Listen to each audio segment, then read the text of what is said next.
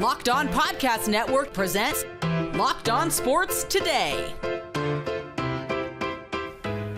The Cowboys and Niners battled it out on Sunday night. Is this an NFC title game preview? Also, the Jaguars outlasted the Bills in London, and Joe Burrow looked like himself in Arizona. Today's episode is brought to you by FanDuel. Make every moment more. Right now, new customers can bet $5 and get $200 back in bonus bets, guaranteed. Visit FanDuel.com/lockedon to get started. I'm Peter Bukowski, starting your day with the can't-miss stories and biggest debates in sports. You're Locked On Sports Today. Searching all major sports. Found. Let's start with the biggest story. If Sunday night's tilt between the Cowboys and the 49ers was supposed to be an early season litmus test, then the Cowboys forgot to come to school. It was an absolute pantsing, a 42-10 beatdown that started in the first quarter and just never stopped. Brian Peacock from Locked On 49ers joins me now. And Brian, these looked like the two best teams in the NFC. There is no two best teams in the NFC right now. It is the 49ers and everybody else. What was the key in this one? Man, this team right now was firing on all cylinders to a degree that I have not seen with the recent iteration of the San Francisco 49ers. Niners in 2019 went to the Super Bowl. This is a better football team right now, top to bottom, more explosive offensively, better quarterback play. Defense is on par. And the only question coming in is like, okay, have either one of these teams really played anybody good this season? They've looked really good in, all but one game when the Cowboys lost to the Cardinals earlier this season. And so it was going to be a big test, right? And it didn't look like much of a test at all for the 49ers. Does that say something about the Cowboys? I don't think it does, because I think the Cowboys are a pretty good team. They're at least a top 5 team in the NFC, and maybe they have their warts. But the 49ers, I don't know how you attack them. I don't know what you try to take away on offense. I don't know how you try to make big plays against their defense. Thought it was a nice call by Mike McCarthy with the slot fade. They got a touchdown earlier in the game. And even then, after that, it felt like with the 49ers going into a halftime with a 2-score lead, it felt like it wasn't even that close. It just felt like domination from the start for the 49ers. And they are getting not just good, not just, okay, finding people with the football. They're getting great quarterback play right now from Brock Purdy. And at some point, you have to just believe what you're seeing with Purdy. And he is that good. Like, he is that dude right now. Yeah, and I think I am one of those people who watched Brock Purdy last year and went, oh, it's the weapons. Oh, it's Kyle Shanahan. And I'll be honest, he has made me a believer this year. Some throws in this game that Jimmy Garoppolo is just not making. I tweeted during the game, we have not seen a quarterback play at this level in the Kyle Shanahan offense. He has far exceeded, I think, Jimmy Garoppolo. So this was a team that with Brock Purdy went to the NFC Championship game last year. I don't think there should be questions about that anymore, but I do think there are questions about just how good, like, are we talking about a top 10 quarterback right now? It looks like it. He's playing that way, and he does have a lot of weapons, and he does have a really good guy calling the game for him, and he's a perfect fit for the offense, but he's doing a lot. But so did Nick Mullins. Right. Yeah. Right. Yeah. And CJ Beathard did as well.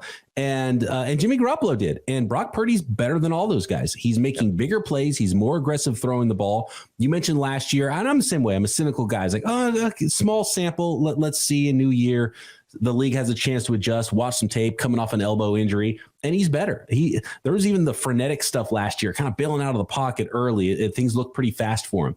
He's operating the pocket, anticipation for days, just as calm as ever, a confidence about him as well, making throws, knows where to go with the football. It's pretty unbelievable. And I find myself still not really believing it. It's like, oh, really? Is he this good? But he is. And you just, at some point, you just have to start believing what you're seeing. And that is Brock Purdy is playing excellent football and among the best quarterback in the league right now.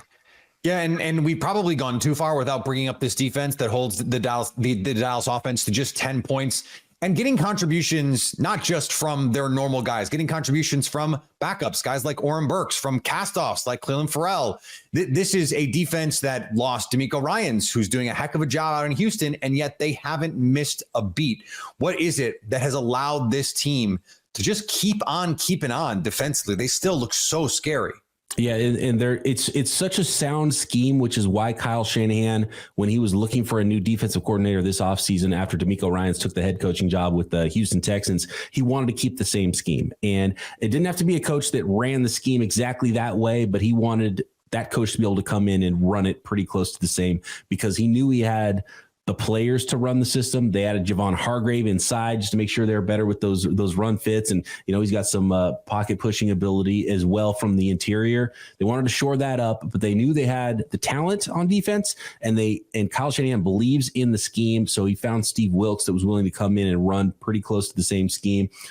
There's been some ups and downs for the first few weeks, but it looks like the same unit it always has been. They've got talent everywhere and they're so sound and they know how to run it. And when you have star player, and that's what we see on both sides of the ball with the 49ers, good coaching, good schemes, but then star players carrying out those schemes. And when you have Bosa and you have Hargrave up front and you have Eric Armstead, and then you have behind him the best linebacker tandem in the league with Fred Warner and Dre Greenlaw flying around and just really smart players in the secondary. I don't know how you attack this team right now. And we were talking a little bit off the air. How do you poke holes? They're peaking too early. Maybe they are. You hope that some injuries don't happen to some star players because it is only week 5. But through 5 weeks, there's nobody playing better football top to bottom right now. They're even amazing in the kicking game right now. Stay up to date all year on the San Francisco 49ers by subscribing to Locked On Sports today and Locked On 49ers on your favorite podcast app and on YouTube. Thanks for making Locked On Sports today your first listen. Coming up, just how big was the Jaguars' win over the Bills in London? Before we get to that, the Indianapolis Colts brought back Jonathan Taylor, may have lost Anthony Richardson to injury, and also managed to win on Sunday. Snap into action this NFL season with FanDuel, America's #1 sportsbook. Right now, new customers can bet $5 and get $200 back in bonus bets guaranteed. Now is the best time to join FanDuel. The app is easy to use, and you can bet on everything from spreads to player props and more. If you think the Baltimore Orioles can climb out of this 0-2 hole against the Texas Rangers, you can get some nice odds at FanDuel. They have the Orioles plus 730 to win the series with Texas. You can also combine bets within the same game to make even more money. Same game parlays are a great way to enjoy any game. Go get your $200 in bonus bets, win or lose, now. Visit FanDuel.com/lockedon and kick off the NFL season with an offer you won't want to miss. FanDuel, official partner of the NFL. The Colts had a busy weekend. After signing Jonathan Taylor to a new contract, they may have lost Anthony Richardson for a bit to an injury, all in a win over their division rival. But this was a big one for the Colts. I think they needed it mentally. I know it's a lot of new people in the building, but they've lost 5 straight to the Titans, including 6 of the last 7. They had lost 7 games in a row here at Lucas Oil Stadium. So they were streak busting today. They got it done, got a big win under their belt.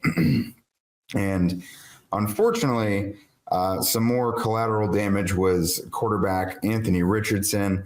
He left the game in the first half with a shoulder injury. He took off on a run and then was chased down by Harold Landry, landed on his shoulder. And per reports, x-rays were negative, but he's going to get an MRI done, get some more information there. Tom Pelissero said initial diagnosis is an AC joint sprain. So we'll see, in the coming days, we'll see kind of what the timeline for his return is. This was Jonathan Taylor's return back, buried in all of this. Jonathan Taylor finally returned to the field, but it was his teammate and backfield mate Zach Moss that stole the show. The Baltimore Ravens dropped an ugly game to the Pittsburgh Steelers. The Baltimore Ravens lose 17-10 to the Pittsburgh Steelers in Week 5. I'm Kevin Ostreicher, the host of Locked On Ravens, and it was a brutal day offensively for the Ravens. After a somewhat strong start, it just became a drop fest from Nelson Aguilar to Mark Andrews, Zay Flowers, Rashad Bateman. Everyone was dropping perfect Lamar Jackson passes, perfect Lamar Jackson touchdowns. The Ravens left at least 10 points on the board against the Steelers. in a 7-point loss. So it was a brutal day execution-wise, miscommunications as well, especially late in the half when Tyler Linderbaum snapped the ball that was not supposed to be snapped and it cost the Ravens 3 points. It just was a brutal game all around and a defensive performance that ended up being really good, but the offense could do nothing for it. The Ravens now move to 3-2 on the season, 2-1 in the division. They'll go overseas to face the Tennessee Titans in week 6 now. For more on the Ravens, be sure to check out the Locked On Ravens podcast and subscribe on YouTube, part of the Locked On Podcast Network. And on the diamond, the Rangers are accentuating the question of rest versus rust, as they have had the Orioles on the ropes in the ALDS. The Rangers have not lost a single postseason game, and they have played 4 games, and they have all been on the road against the 2 teams with the best records in the American League. We've talked about Grayson Rodriguez, and I talked about it on the preview show on Friday or Thursday night, whenever that actually ended up going live, that a lot of these Orioles pitchers, they are not very erratic. These starting pitchers specifically, they are usually pretty good about staying in the strike zone and not walking a whole bunch of guys. Well, that turned out to be not the case. I did say it's a lot of their first playoff games. I think there were 6 players maybe on this roster that have any postseason experience whatsoever. And the Rangers have some postseason experience. They have some veterans in there, and these young guys, well, they weren't quite rattled in the first game, but in this one, the pitching staff, they were not quite able to hit their spots. And the thing this Rangers lineup does incredibly well is force you to work deep counts to absolutely everybody. And the biggest change, you might already be screaming at me, is Bryce, why have you not talked about Mitch Garver hitting third? Well, I'm talking about it now. Mitch Garver hitting third in this lineup for the first time in the postseason. Oh my goodness, I cannot believe it took this long for him to hit third in the lineup to offer some protection to Corey Seager, because as we saw in this one, the Baltimore Orioles are absolutely terrified of Corey Seager destroying them. Absolutely terrified of what he could do to them. I don't know about you, but I can't figure out this Jacksonville Jaguars team. They can lose to the Houston Texans 37-17 or beat the best team in the AFC 25-20 as they did against the Buffalo Bills in London on Sunday morning. Tony Wiggins from Locked On Jaguars joins me now. And Tone, I can't figure it out. I can't figure it out. So what version of this team are they closer to? The team that we saw just get smoked by the Houston Texans, or the team that we saw pretty thoroughly outplay the Buffalo Bills? So here's what's funny about that. That's a game to game variance, right? So I said this earlier, the Jaguars will take you from Bora Bora to San Quentin, but it's not week to week. It's not quarter to quarter. It's not half to half. It's play by play, right? You don't know where you're going to, it's like you spin in a wheel, and then that's the reality that you have to deal with. So I pride myself on really knowing what makes this team tick. Last year, I said they needed to play ahead. They came from behind and made the playoffs in a whole bunch of games. This year, I came up with this other formula that they need to know who they are. Well, none of us know who they are. So here's what I'm going to do. Peter Bukowski, right here in front of you. These are my notes for the rest of the year for the Jacksonville Jaguars. And I'm going to just throw them out. And here's what I'm going to tell you. Y'all just going to do what you're going to do. I know y'all going to be fine. Just do it however you got to figure it out. Just get it done. It does not matter. I don't know. I don't have any answers. All of this is totally unconventional. It beats every analytical metric there is. Yep. And then with a guy like me that thinks football, it just goes out of the window. They either figure it out or they don't. And you just got to deal with the result and deal with the roller coaster that's going to happen while you're trying to watch it. So this offense with Trevor Lawrence this season, they have been this close. And for those of you not watching, I'm putting my fingers very close together. They finally got Zay Jones to catch a pass in the back of the end zone. It seemed like this offense was close to clicking, and then they go out against this Bills team and they hang almost 500 yards of offense on Buffalo. Does this version of the offense, understanding Trey White is hurt for Buffalo and all those things, they got the advantage of staying in London because they played there last week. Buffalo had to travel. But does this version of the offense look like the version you expected to see at the start of the season? At times, and then they fumble the ball. They get to the red zone like 4 times and don't score. So you're thinking like I'm literally, Michael Irvin said at halftime, they should have been up 21 points. Yeah.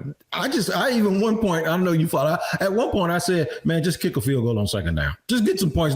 Because if you stay out there long enough, you're going to screw it up. It's like playing poker with a bad hand. You hanging there long enough, you're going to go broke. So the thing with them, man, is that you just don't know. They break all the rules But the one thing you can't say about them is that they're not talented. That's why anybody that doesn't think Trevor Lawrence is super talented, you see those throws this kid makes. Oh, yeah.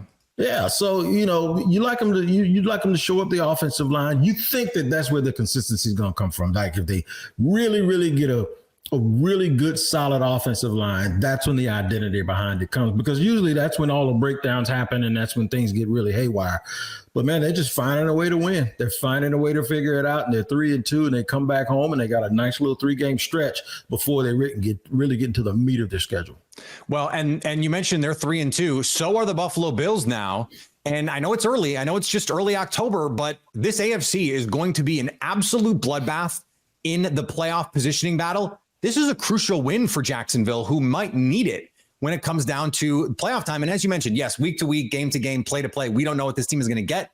But we saw last year, Tony, this team can be dangerous in the playoffs if they get there for exactly the reasons you laid out. They can be as good as any of these teams. They absolutely can. So for fans, that's frustrating because they're maddeningly inconsistent, but they're wildly entertaining at the same time. So you want to be a part of it. You know, for 3.5, 4 hours, it's going to be a roller coaster. Now you're going to be at Cedar Point somewhere, but you also, if you're playing against them, you better watch out for their unpredictability. It's like the dog you pat that loves you to death. Well, you go pat him today, he might bite you.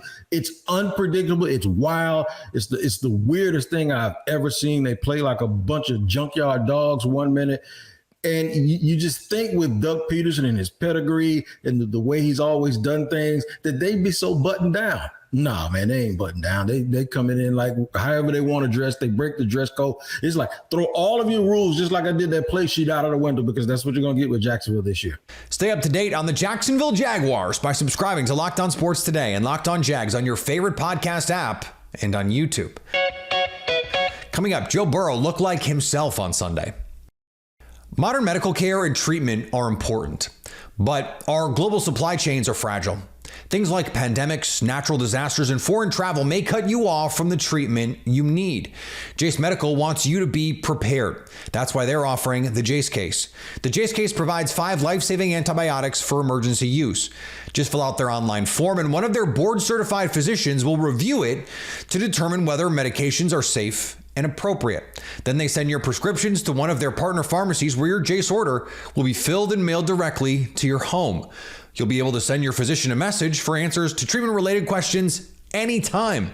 Everyone should be empowered to care for themselves and their loved ones during the unexpected. Save more than $360 by getting these life-saving antibiotics with Jace Medical, plus an additional $20 off by using my code LOCKEDON at checkout on jacemedical.com. That's Jace, Jase, medical.com.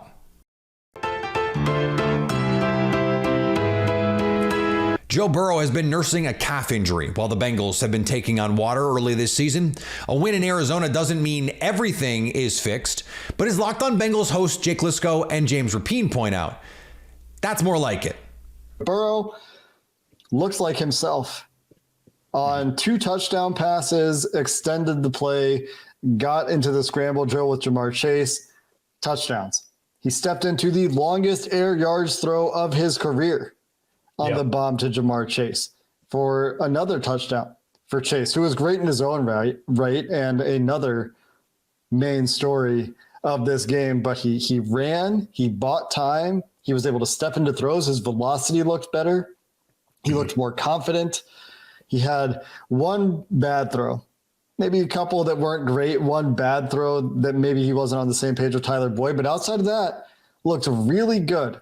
And I know it's the Cardinals and they're not a good team and all these things, but that's the kind of Joe Burrow that we expected this year, or at least the closest to the kind of Joe Burrow we've expected that we finally got to see in week 5. Yeah, he was, considering the circumstances. Look, Joe Burrow is not 100%. So let's just get that out of the way. He's not. And I tried to temper expectations in hopes that he could do what he did on the first drive coming into this game, where he's able to slide to his right a bit, give himself a little bit more time. I wasn't expecting a 10-yard run to extend the drive and a ball extension, a little celebration in the Jordans. I wasn't expecting him to step up and make what I think is the best deep ball throw that I've seen since he was drafted. He hit Jamar Chase not just in stride, Jamar had to turn on the afterburners to make sure he caught the ball. And very rarely is that the case. The problem for the Bengals is it's out of the frying pan and into the fire. They have their week 7 bye, but they have Seattle coming up next week.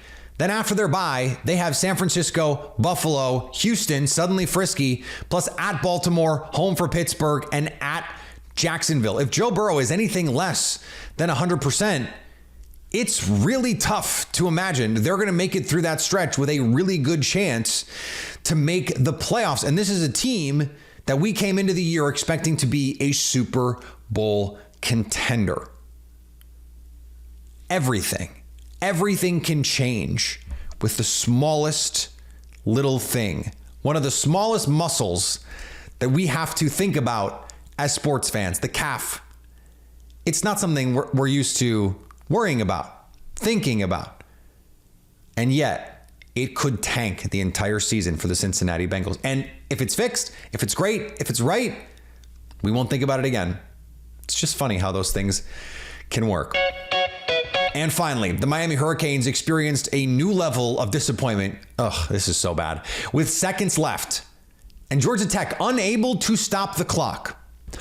All the Canes had to do was kneel down and let the clock run out. Instead, they chose destruction. Miami running back Don Chaney took the handoff and promptly fumbled after being hit. Georgia Tech recovered and then went 74 yards in 2 plays to score the game-winning touchdown with 2 seconds left, said Canes head coach Mario Cristobal after his team snatched defeat from the jaws of victory. We should have taken a knee. Yeah, coach, you know who was in charge of that decision? Okay. Thanks for making Locked On Sports Today your first listen. Now go find your favorite team's Locked On podcasts and make them your second listen. Coming up on the next Locked On Sports Today, is Jordan Love a good bet in Vegas? So at least until tomorrow, stay locked on sports today. Locked On Podcast Network presents Locked On Sports Today. For more episodes of Locked On Sports Today, go to our video on demand. Click on sports at the top of your screen. There, you'll find past episodes of Locked On Sports Today, plus other Locked On shows on demand.